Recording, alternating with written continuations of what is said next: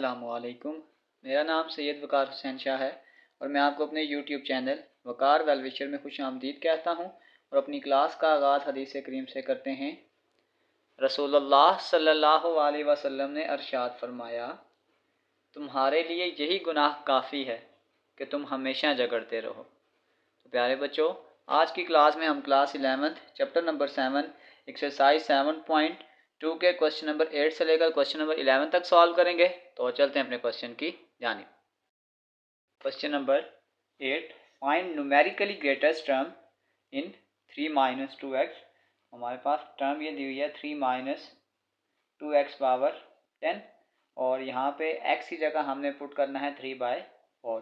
तो ये आ जाएगा 3 माइनस 2, x की जगह आपके पास आ जाएगा 3/4 होल पावर 10। तो ये आपके पास आ जाएगा 3 माइनस 3/2 होल पावर 10। तो अगर इन दोनों में से मैं 3 को कॉमन करता हूँ और 3 को अगर मैं बाहर लेके जाऊँगा तो ये आ जाएगा 3 पावर 10, यानी ये वाला 3 हमने बाहर ले लिया तो ये आपके पास आ जाएगा 1 माइनस 1/2 होल पावर 10। हमने इसमें greatest term numerically greatest value को फाइंड आउट करना है।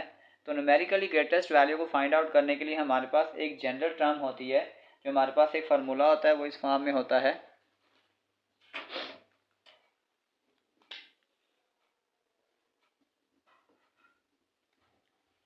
जनरल टर्म तो वो आपके पास होता है T R plus 1 is equal to N C R A power N minus R और यहाँ पे आ जाएगा बी पावर आर। तो क्योंकि अब हमें आर की वैल्यू भी नहीं पता और अब अगर हम आर की वैल्यू 1 से लेकर 10 तक पुट करेंगे तो हमें नहीं पता कि न्यूमेरिकली ग्रेटेस्ट वैल्यू कौन सी होगी। तो 1 बाय 1 हम आर की वैल्यू को 1 2 up to so on put करते जाएंगे अप टू 10 तक। तो इस प्रकार से हम पुट करेंगे। तो पहली टर्म हमारे पास आ जाएगी आर इज इक्वल टू 0।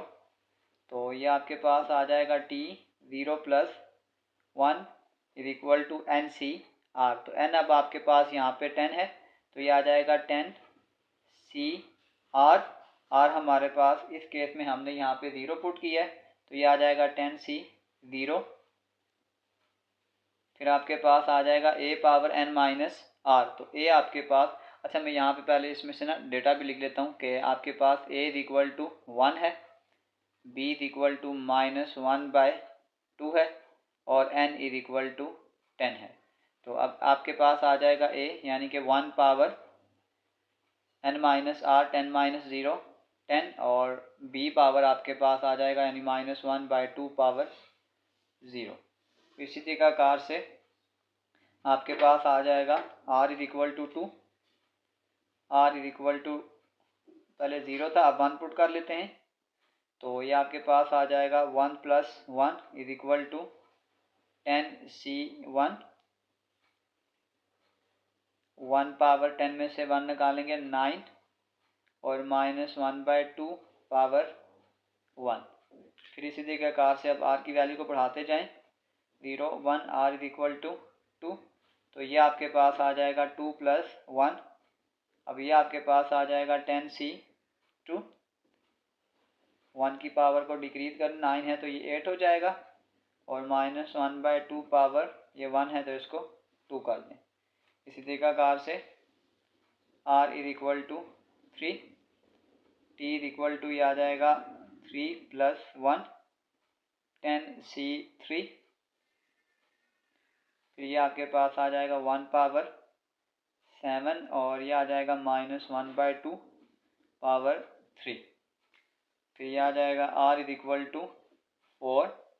तो ये आ जाएगा t 4 plus 1 is equal to 10c4 1 power 6 minus 1/2 power 4। r is equal to 5। तो ये आपके पास आ जाएगा t 5 प्लस 1। तो यहाँ पे हमारे पास हो जाएगा 10c5 1 पावर 5 और ये आ जाएगा माइनस 1/2 पावर 5।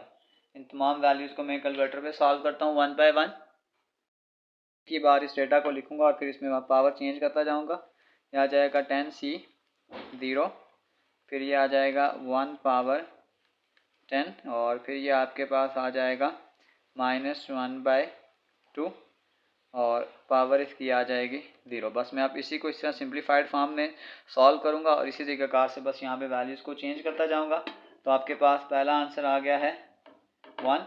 अब इसी तरीक़ाकार से मैं जस्ट इसमें वैल्यूज़ को चेंज करता जाऊँगा। जहाँ पे मेरे पास 10C 0 लिखा हुआ है वहाँ मैं 10C 1 कर दूँगा। मैंने इसलिए इस फॉर्मेट में इसको लिखा है ताकि मुझे बार बार लिखना ना पड़े। 1 पावर 10 की जगह अब हम 9 कर देंगे। तो इसी तरीक़ाकार से ये नेक्स्ट आपके पास आ जाएगा, 0 था तो इसको हम 1 कर देंगे। तो सेकंड आंसर आपके पास -5 है। फिर इसी तरीक़ाकार से हम थर्ड आंसर पे जाएंगे, पावर्स को बस चेंज करते जाएंगे। ये आ जाएगा 10C 2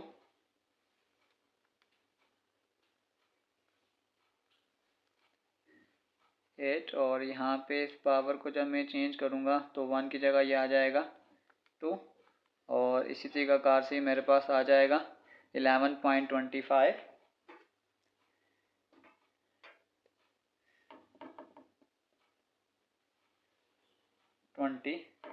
तो इसी तरीक़ेकार से मैं इसको फर्दर सॉल्व करता हूँ। आंसर लिखता हूँ, टाइम बहुत लग रहा है। सेम कंसेप्ट है हमारे पास। ये आ जाएगा -15।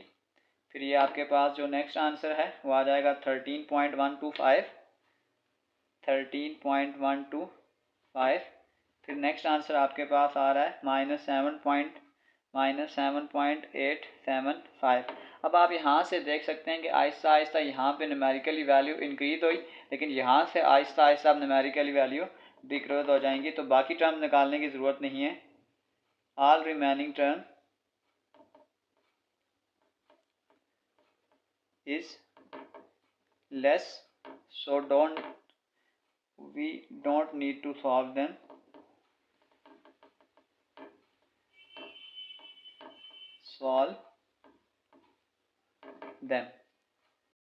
न्यूमेरिकली लार्जेस्ट टर्म देखें तो आपके पास ये 3+1, so largest term is T4। अच्छा, यहाँ पे एक चीज़ का और ध्यान रखिएगा कि हमें प्लस माइनस देखने की ज़रूरत नहीं है, हमने जस्ट न्यूमेरिकली ग्रेटेस्ट वैल्यू को फाइंड करना है।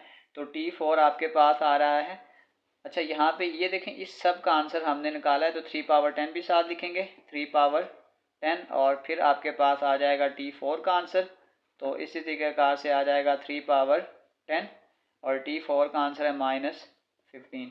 तो बस इसको कैलकुलेटर पे सॉल्व करते हैं।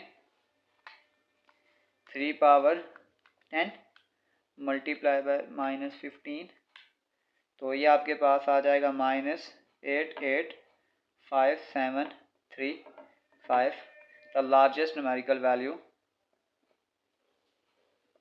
लार्जेस्ट न्यूमेरिकली वैल्यू, और ये हमारा आंसर है। चलते हैं नेक्स्ट क्वेश्चन की जानिब। 9, ये बिल्कुल क्वेश्चन नंबर 8 की तरह है। इसमें भी हमने न्यूमेरिकली ग्रेटेस्ट वैल्यू को फाइंड आउट करना है इन एक्सपेंशन, यानी कि हमारे पास जो गिवन एक्सपेंशन है वो है x minus Y is equal to power 20 और यहाँ पे हमें ये भी गिवन है कि x की वैल्यू हमने 20 पुट करनी है और y की वैल्यू हमने 4 पुट करनी है। तो सबसे पहले अगर इसकी सिंप्लीफिकेशन करेंगे, x की जगह आ जाएगा 12, y की जगह आ जाएगा 4 और पावर 20। तो अगर हम यहाँ से डाटा लिखने की कोशिश करें तो इसका मतलब ये आ गया कि a is equal to 12, b is equal to -4 और n इज इक्वल टू 20। अब यहाँ पे हमारे पास एक जनरल टर्म का फार्मूला होता है,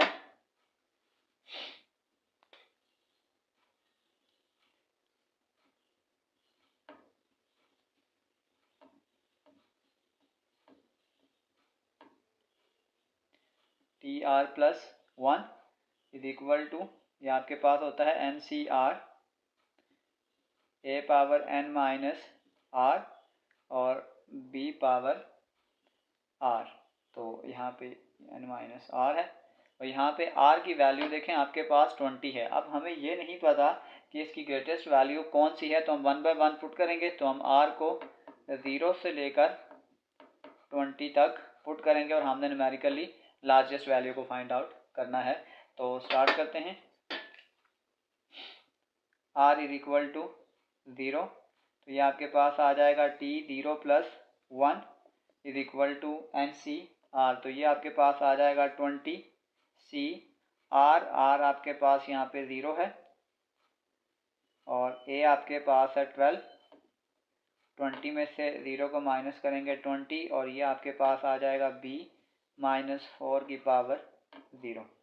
इसी प्रकार से आपके पास आ जाएगा r इज इक्वल टू 1, तो ये आपके पास आ जाएगा t 1 + 1, यहाँ पे आ जाएगा 20 C 1, ये आपके पास आ जाएगा 12 की पावर 19 और -4 पावर 1।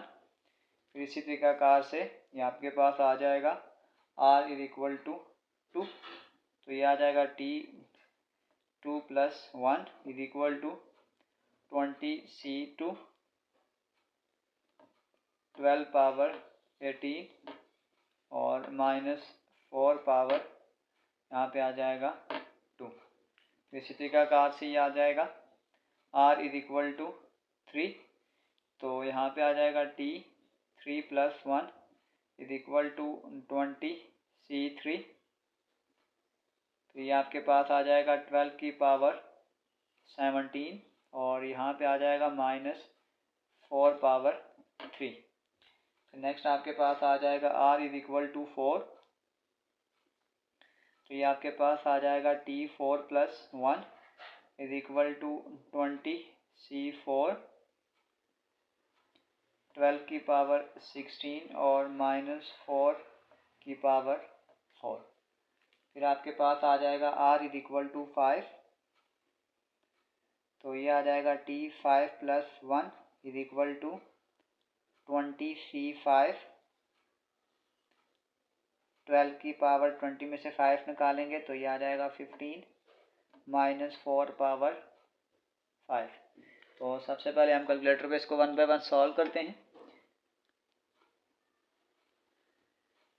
तो एक ही दफ़ा लिखेंगे बस, फिर हम इसमें वैल्यू को चेंज करते हैं। सबसे पहले आपके पास आ जाएगा 20 C 0, फिर ब्रैकेट में आ जाएगा 12 पावर 20 और फिर आपके पास आ जाएगा -4 पावर 0।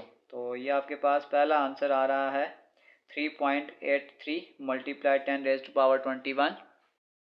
आंसर आपके पास आ गया है 3.83 × 10⁻21। इसी प्रकार से बात दूसरी में भी जैसे हम चेंजिंग करेंगे तो ये आपके पास आ जाएगा 20 C 1 12 की पावर आपके पास 19 आ जाएगी और -4 पावर 1 आ जाएगी। तो ये आपके पास जो सेकंड आंसर है आपके पास है -2.55 × 10⁻22। इसी प्रकार से नेक्स्ट आंसर 20 C 2 हो जाएगा 12 पावर 18 और फिर ये आपके पास आ जाएगा -4 पावर 2। तो थर्ड आंसर आपके पास आ जाएगा 8.09 × 10⁻22। इसी प्रकार से फोर्थ आंसर 20 C 3 हो जाएगा, फिर 12 पावर आपके पास हो जाएगा 18 को हम चेंज करेंगे 17 के साथ और -4 पावर 3। तो यह आपके पास आंसर आ जाएगा -1.618 × 10⁻23। फिर नेक्स्ट आंसर आपके पास आ जाएगा 20 C 4 12 पावर 16 और फिर आपके पास आ जाएगा -4 की पावर 4। तो ये नेक्स्ट आंसर आपके पास आ जाएगा 2.29 × 10⁻23। फिर नेक्स्ट आंसर आपके पास आ जाएगा 20 C 5 12 पावर 15 और -4 पावर 5, तो ये आंसर आपके पास आ जाएगा -2.44 मल्टीप्लाई 10 की पावर 23। इसमें से अब एक दो आंसर अभी और निकाल लेते हैं। यहाँ पे आ जाएगा r = 6, तो ये आपके पास आ जाएगा t 6 + 1 = 20c 6, और यहाँ पे आ जाएगा 12 पावर 14, और ये आ जाएगा -4 पावर 6। फिर इसी प्रकार से अगर हम r की वैल्यू 7 रट करते हैं तो ये आ जाएगा t 7 + 1 = 20c 7, 12 पावर 14 है तो 13 हो जाएगा, और ये आ जाएगा -4 पावर 7। तो इन दो के आंसर निकालते हैं, फिर अगर हमारे रिक्वायरमेंट्स हुई तो फर्दर भी निकाल लेंगे। तो ये आ जाएगा 20c 6, फिर ये आ जाएगा 12 पावर 15 को चेंज करेंगे 14, और -4 पावर 5 को चेंज करेंगे 6 के साथ, तो ये आपके पास आ जाएगा 6। तो नेक्स्ट आंसर आ गया 2.03 मल्टीप्लाई 10 की पावर 23। तो ये देखें आपके पास -2.44 है, ये 2.29 मल्टीप्लाई 10 की पावर 23, तो ये 2.44 है, और ये आपके पास 2.03 है। अभी एक वैल्यू और निकाल लेते हैं, तो 20 पॉइंट ये आ जाएगा 7, 12 की पावर 13, और फिर आपके पास आ जाएगा -4 पावर 7। तो नेक्स्ट आंसर आपके पास है -1.75 मल्टीप्लाई 10 की पावर 23। अब आप ये देख सकते हैं कि आहिस्ता आहिस्ता इसकी पावर जो है वो आपके पास छोटी होना शुरू हो गई है। तो अब हम ये कह सकते हैं कि जो आपके पास the remaining terms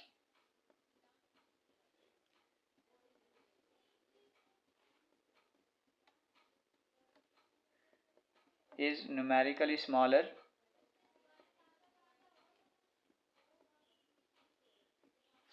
so we can not solve further।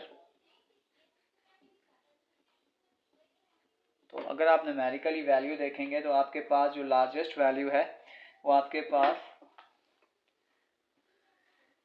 ये वैल्यू आपके पास न्यूमेरिकली लार्जेस्ट है, तो ये आपके पास आ जाएगा T6। So the largest numerical value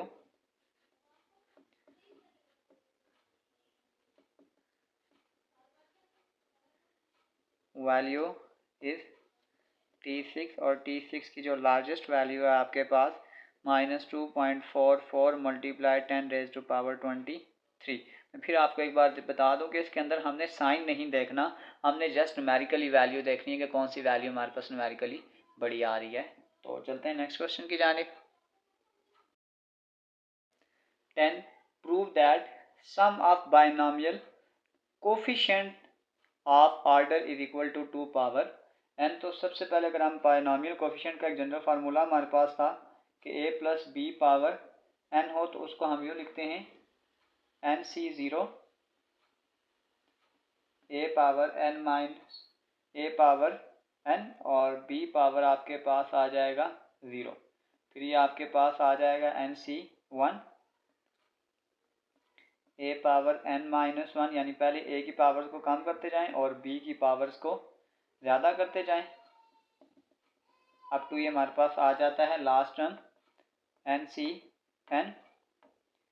अब इसमें a पावर 0 हो जाती है और b पावर n हो जाती है, यानी यहाँ पे ये होता है कि a पावर n फिर a पावर कम, और करते करते हम a पावर 0 पे पहुँच जाते हैं। और इस तरीके कार से हम यहाँ पे भी ऐसे ही करते हैं कि b power 0, b power 1 up to b power n।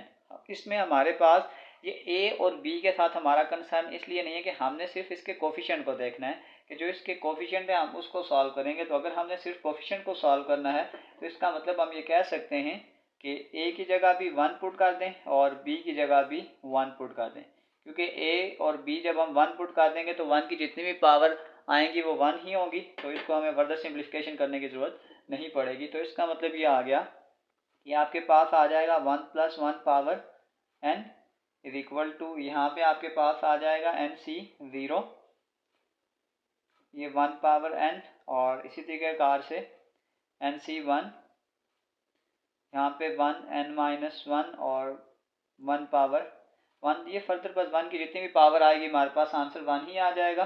तो ये आपके पास आ जाएगा NCn, और फिर ये आपके पास आ जाएगा a पावर 0 यानी कि 1 पावर 0 और b पावर n यानी कि 1 पावर n। तो इस तरीक़ाकार से जब हम इसको फर्दर सॉल्व करेंगे तो ये हमारे पास 1 + 1 ये आ जाएगा 2 पावर n।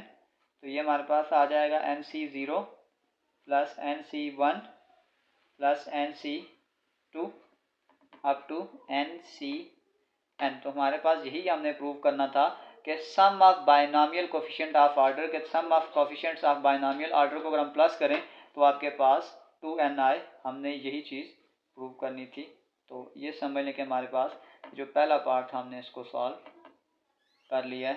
तो चलते हैं इसके सेकंड पार्ट की जानिब।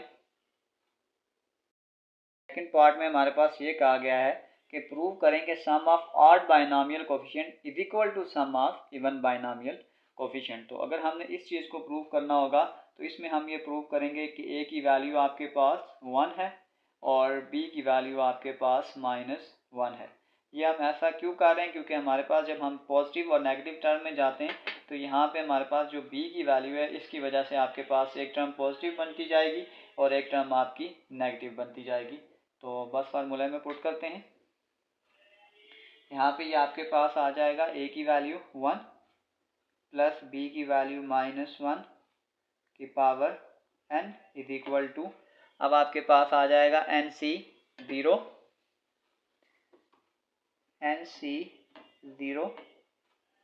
फिर आपके पास है a पावर n, तो यहाँ पे आ जाएगा 1 पावर n और b पावर 0, फिर ये आ जाएगा NC1, तो यहाँ पे 1 पावर n है तो आहिस्ता आहिस्ता हम इसको कम करते जाएंगे, 1 की पावर n-1 -1 पावर 1, फिर ये आ जाएगा NC2, और ये आपके पास आ जाएगा 1 की पावर, ये n है, ये n-1 है, ये n-2 हो जाएगी, और ये 0 है, ये 1 है, तो आगे आ जाएगा -1 power 2।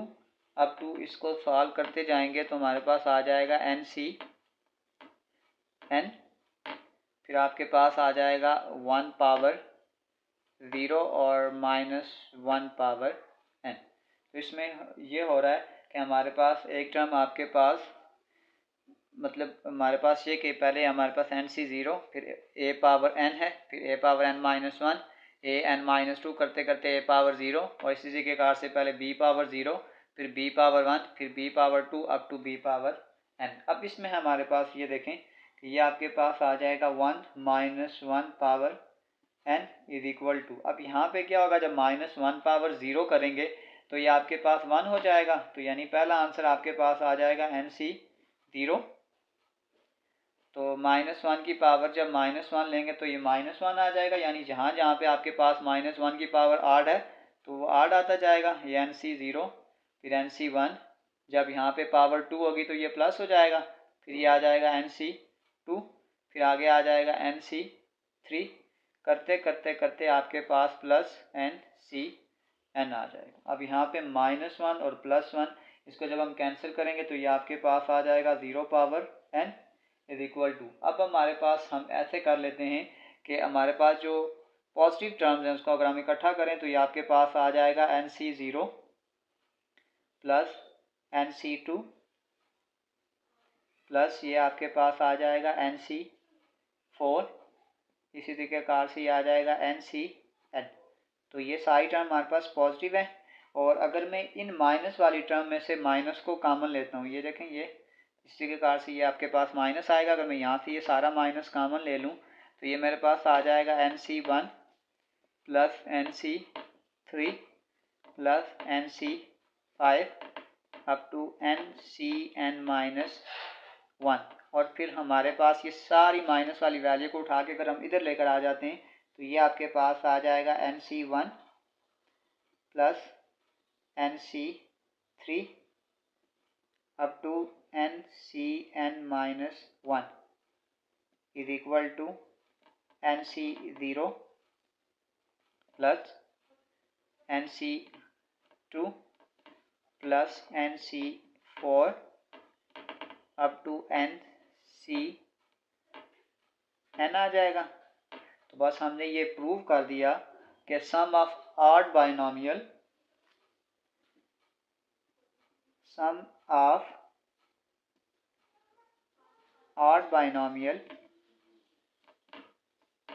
is equal to sum of even binomial।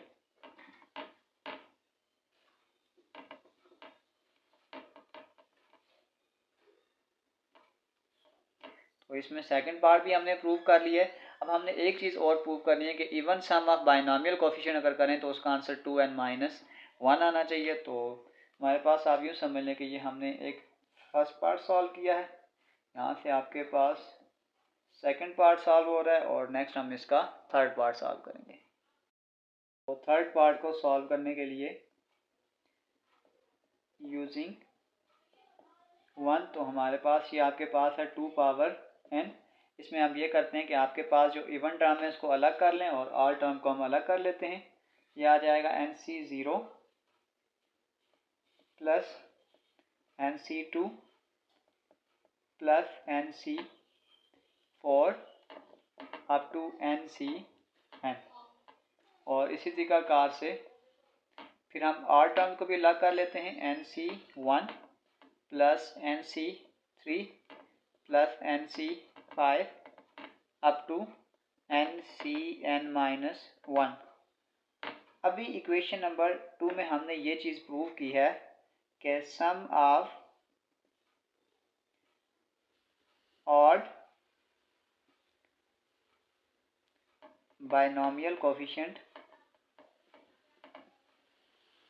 Is equal to sum of even binomial coefficient. तो इसका मतलब है मैं किसी भी जगह इसकी जगह इसको भी लिख सकता हूँ या इसकी जगह इसको भी लिख सकता हूँ। तो ये मेरे पास आ जाएगा 2 power n n C zero plus N C two plus N C four up to N C n.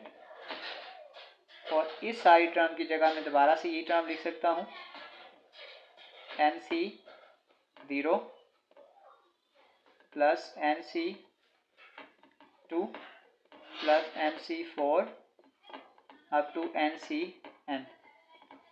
तो 1 प्लस 1 तो ये आपके पास आ जाएगा 2 power n is equal to 2 n C zero plus N C two plus up to N C N.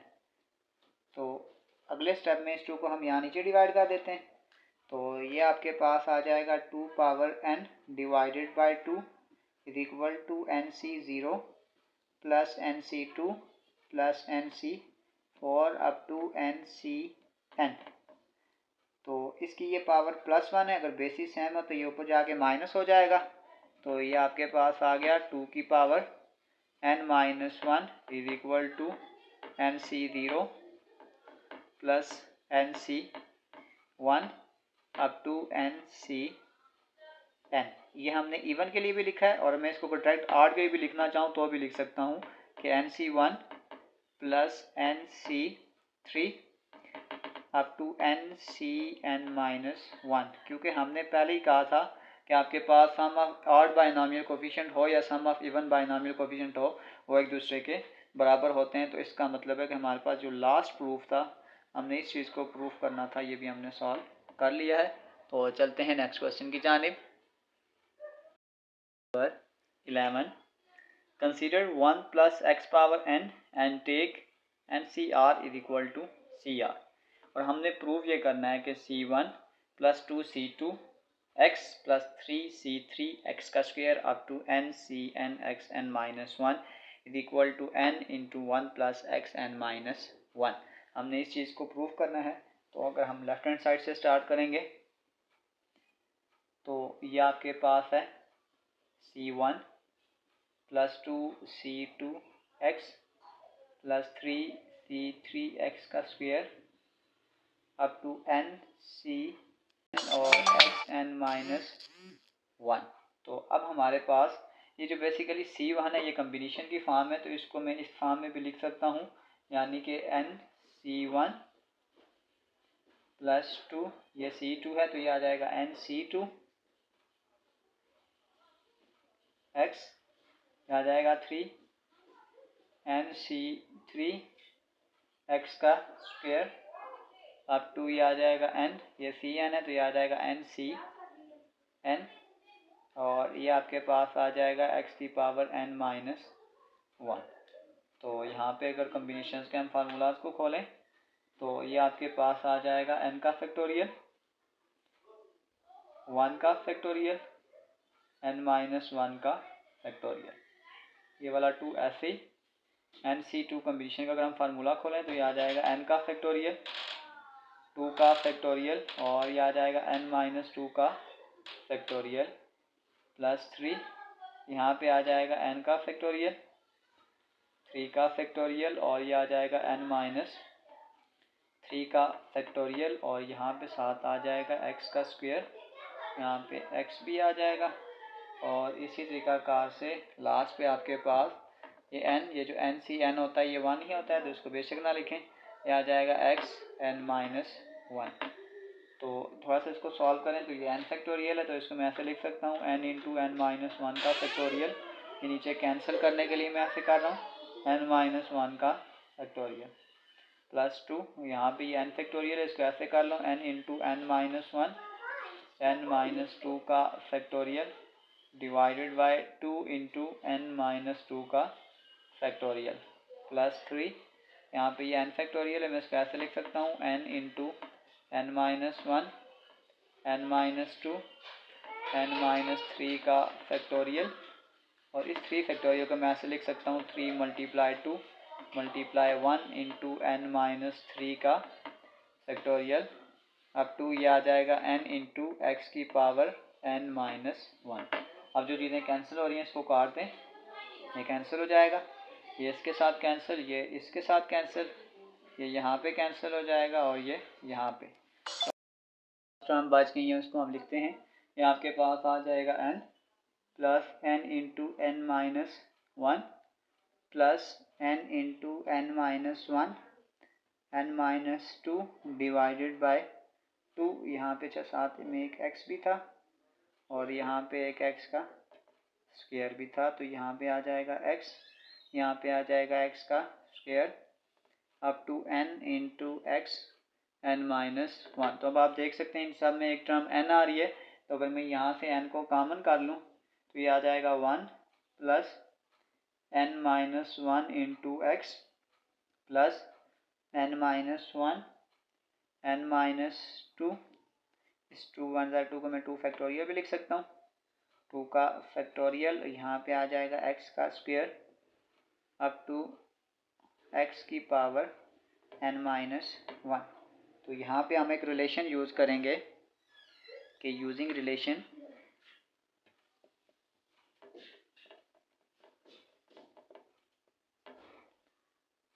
इससे अगली exercise में हम इस रिलेशन को इस्तेमाल भी करेंगे। अगर हमारे पास ये हो 1 plus n x plus n into n minus 1 divided by 2 का फैक्टोरियल एक्स का square up to so on, तो ये हमारे पास होता है 1 प्लस एक्स पावर एन। तो इसका मतलब ये हो गया कि ये आपके पास अगर मैं इस रिलेशन को इस्तेमाल करूँ तो सिर्फ आपके पास यहाँ पे जहाँ पे n है यहाँ पे आपके पास n माइनस 1 लिखा हुआ है, देखें आपके पास n x था तो यहाँ पे n माइनस 1 है, ये n माइनस 1 है तो यहाँ पे जब मैं इसको n से रिप्लेस करूँगा तो ये n हो जाएगा। तो इसी तरीक़ाकार से ये हो रहा है, इसका मतलब इस रिलेशन को अगर मैं इसके साथ कंपेयर करता हूँ तो जहाँ जहाँ इस क्वेश्चन में आपके पास n लिखा हुआ है यहाँ पे आपके पास n माइनस 1 लिखा हुआ है। तो इस रिलेशन को इस्तेमाल करते हुए मैं कह सकता हूँ कि यह मेरे पास है 1 प्लस एक्स n माइनस 1, तो ये आपके पास आ जाएगा n 1 प्लस एक्स की power n minus 1 which is equal to right hand side. तो प्यारे बच्चों इसी के साथ हमारी एक्सरसाइज 7.2 क्वेश्चन नंबर 8 से लेकर क्वेश्चन नंबर 11 तक कंप्लीट हो चुके हैं। डिस्क्रिप्शन में मैं इस पूरे चैप्टर के एक्सरसाइजेज के लिंक डाल दूंगा। अगर आपको किसी भी जगह मसला हो तो आप आसानी से जाकर वो क्वेश्चन विजिट कर सकते हैं। आखिर में एक छोटा सा मैसेज अपने देखने और सुनने वालों के लिए कि ज़िंदगी में कुछ बनने का मौका मिले तो वो गंदी मक्खी ना बनिएगा जो सारे जिस्म को छोड़कर सिर्फ जख्म पर जाकर बैठती है।